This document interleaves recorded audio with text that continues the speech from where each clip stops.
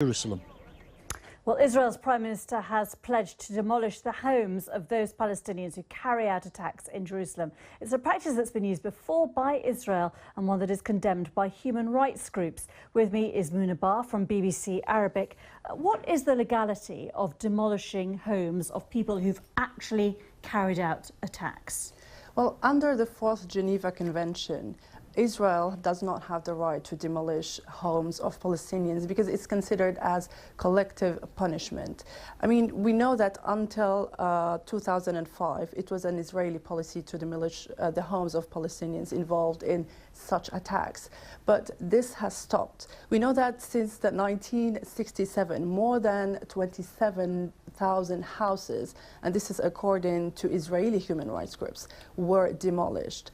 But less than 5% of all these houses belong to people who were involved in terrorist attacks against Israeli targets, which means that the rest were of families who were accused by Israel of not having planning permissions to build houses. But if Netanyahu goes in now and demolishes a house, we've seen pictures coming in of one attacker responsible for an attack a couple of weeks ago involving a tram.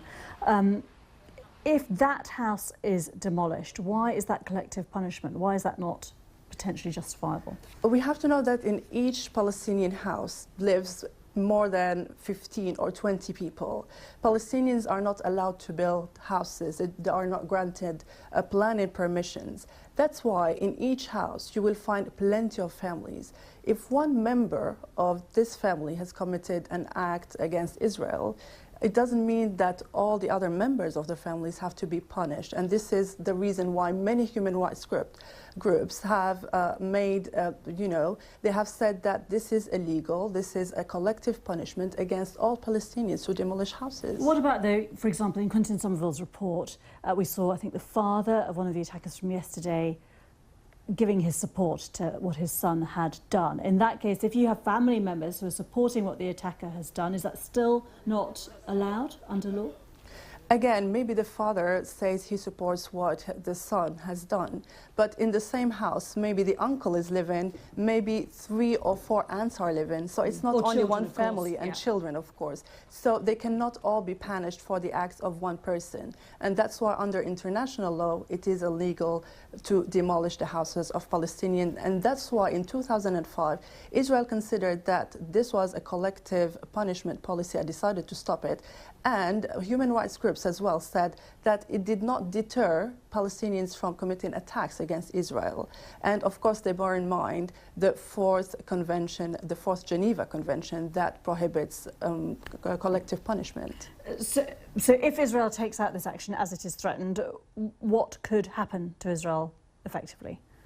Well, we know that probably some human rights groups will condemn this action as it happened before.